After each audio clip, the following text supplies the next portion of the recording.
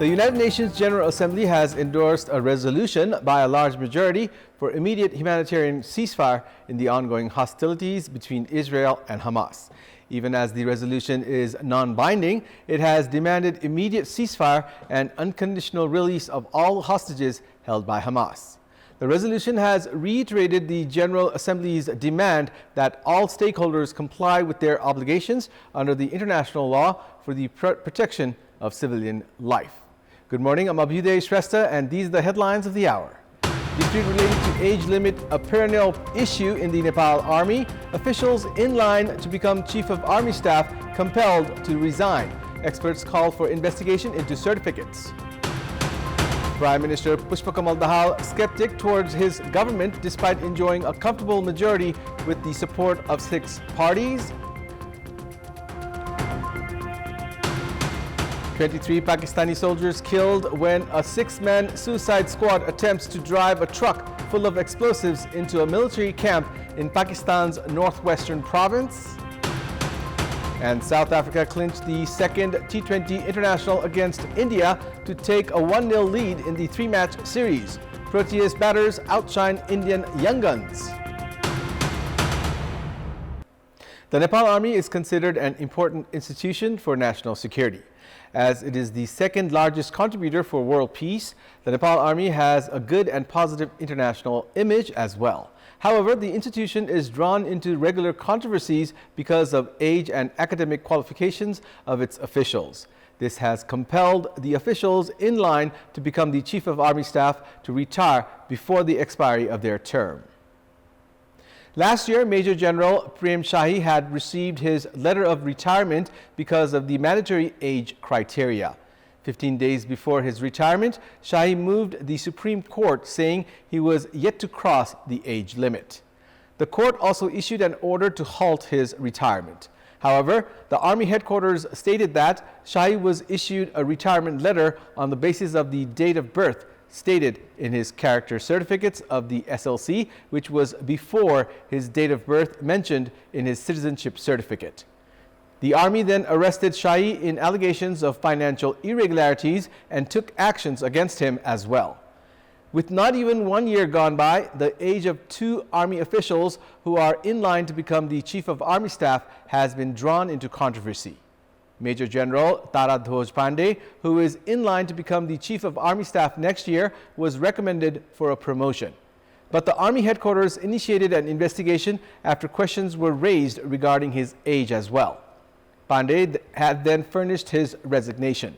Following Pandey's exit, another Major General, Ashok Sigdel, is being promoted to Lieutenant General. However, a complaint has been filed against Sigdel for different date of births in academic certificates and the citizenship certificate.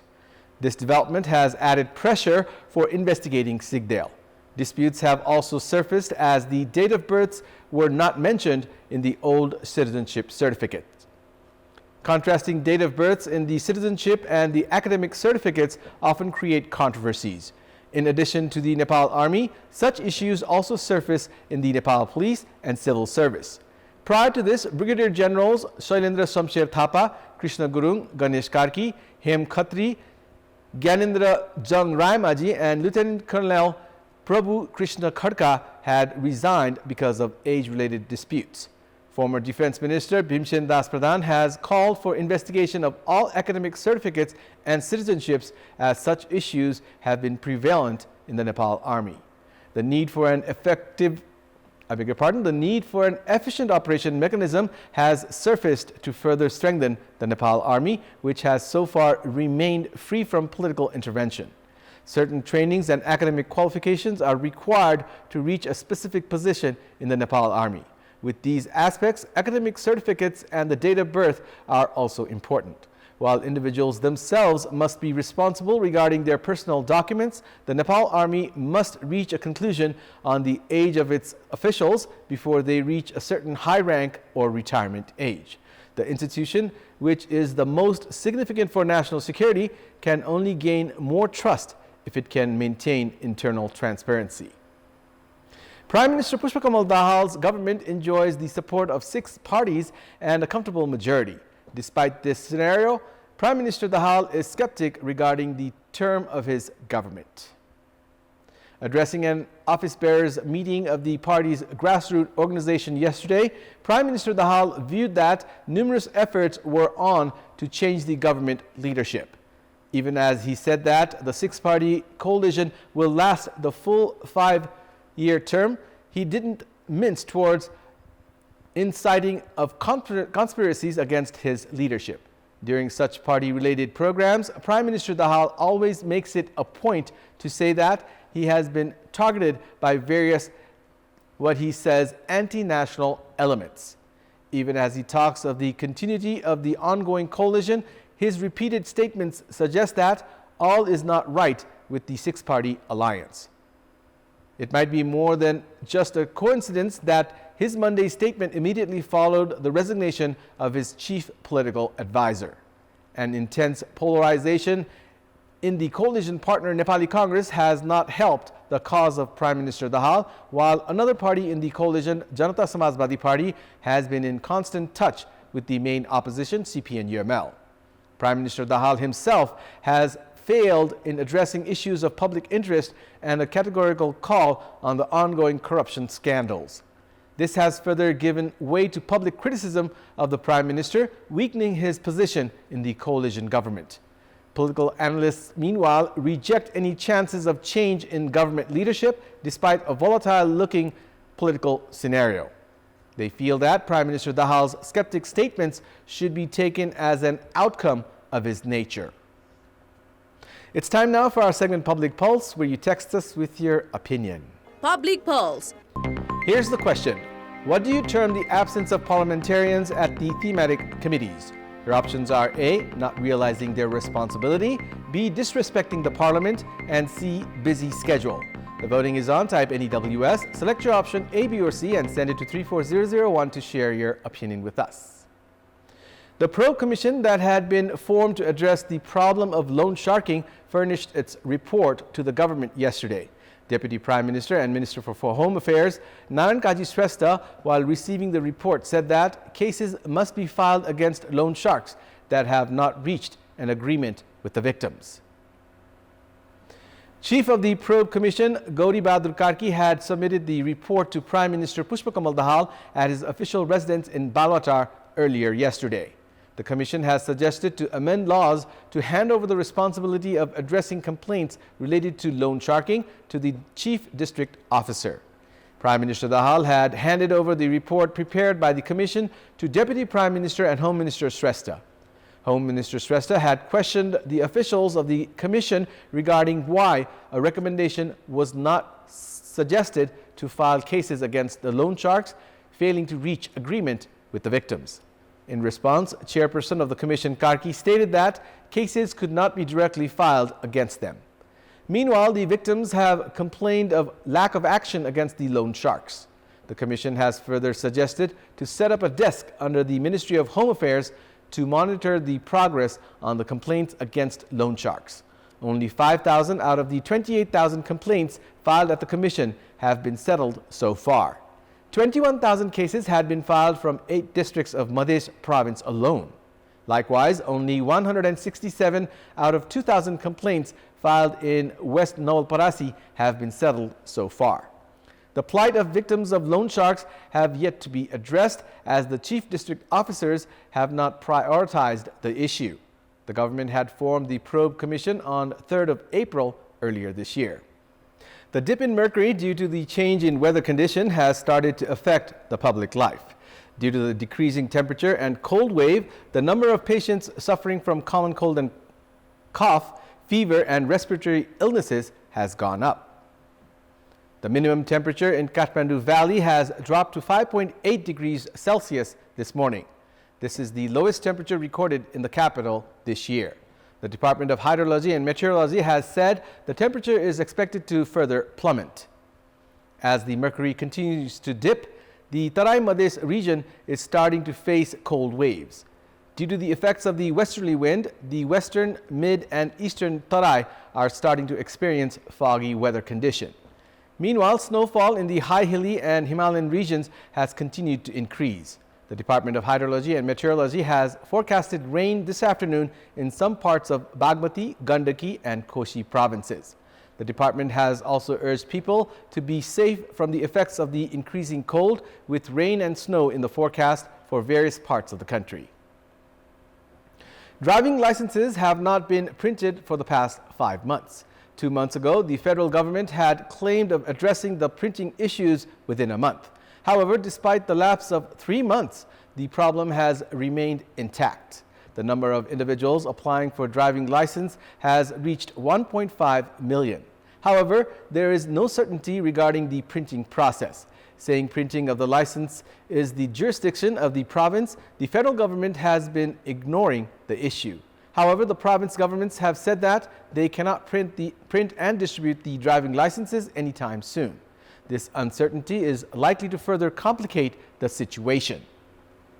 Many individuals have been driving their vehicles with the receipt of the driving license test clearance for more than a year. They also face the warning of traffic police regarding carrying a driving license and therefore reach the transport office with expectations of receiving their license. A total of 1.5 million such individuals have yet to receive their driving license since the past 2 years. The Department of Transport Management, which soldiers the responsibility of providing printed driving licenses to 32 offices across the country, has not been able to print licenses for the past 6 months. It has said that the printing works have come to a halt because of the shortage of cards, which includes the electronic chip. The department has not initiated any effort to bring in the required cards. Instead, it has said that the printing of the licenses was the responsibility of the provinces. Meanwhile, the provinces have said that they cannot print and distribute the licenses anytime soon. Provinces have said that they cannot address the demand of driving license immediately as they do not have the printing machines. This lack of clarity between the federal and provincial governments has added further plight for the public, and they have been applying pressure on the federal government. Despite showing some interest regarding the issue, the federal ministry has not been able to make any changes. It has said that preparations are underway for the procurement of additional machines and making the provinces responsible. Around 3,000 to 5,000 service seekers clear the driving license test or renew their licenses each day across the country. In our public voice segment, we had asked people in several provinces what should be done to ease the distribution of licenses. Let's take a look at what they had to say.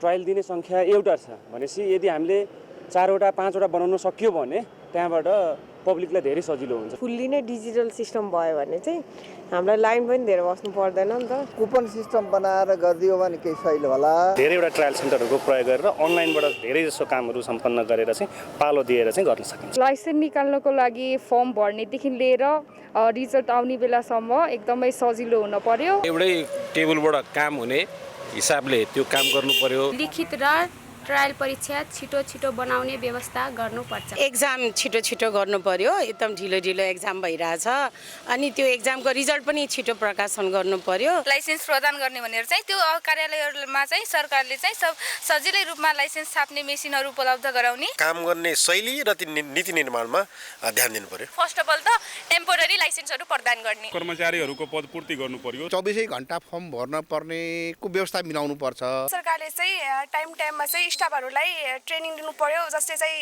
हल्का उनीहरुलाई idea मिलोस् कि कसरी के गर्ने भनेर। Licence लिने जुन प्रक्रिया छ नि त्यो सहज हुनु पर्यो। यातायातबाट बिचौलिया हटाउनु पर्यो।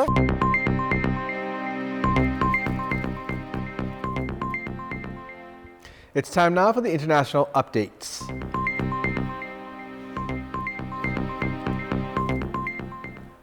"23 Pakistani soldiers were killed yesterday when a 6-man suicide squad attempted to drive a truck full of explosives into a military camp in Pakistan's northwestern province of Khyber Pakhtunkhwa.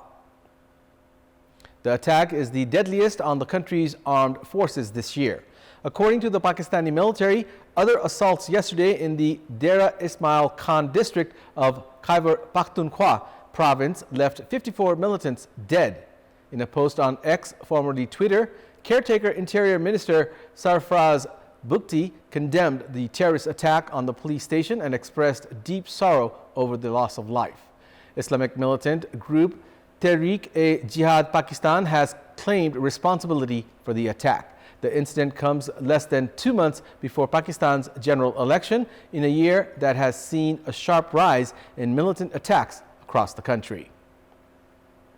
The United Nations General Assembly has voted to demand an immediate humanitarian ceasefire in war-torn Gaza in a rebuke to the United States, which has repeatedly blocked ceasefire calls in the UN's Security Council.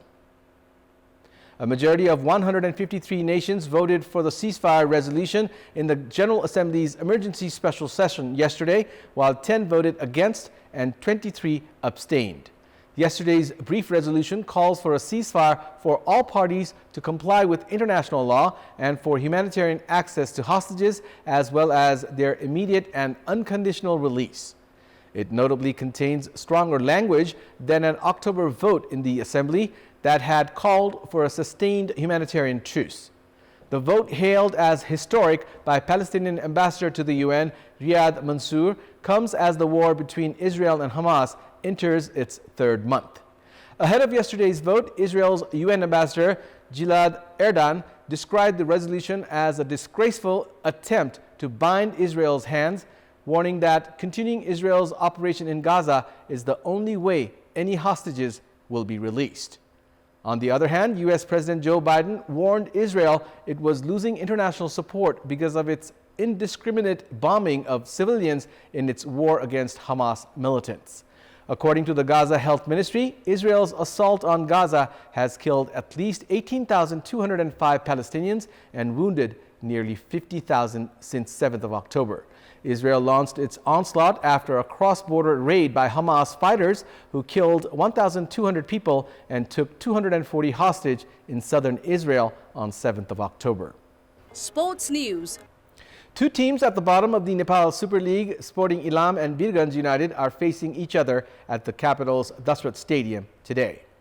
The do-or-die match for both teams is scheduled for a 5 p.m. kickoff. Both the teams desperately need a win to climb to the top 4 to keep their hopes alive of reaching the playoffs. Sporting Ilam are currently in the 8th spot of the league table with 4 points from 5 matches. If Ilam register a win today, they will climb to the 4th spot of the points table. Meanwhile, Birganj United are at the bottom of the points table with 2 points. Birganj are the only winless team in the ongoing Nepal Super League season. If Birganj lose today, their hope of reaching the playoffs will end. That's all for the moment. Thank you for watching. Have a good day.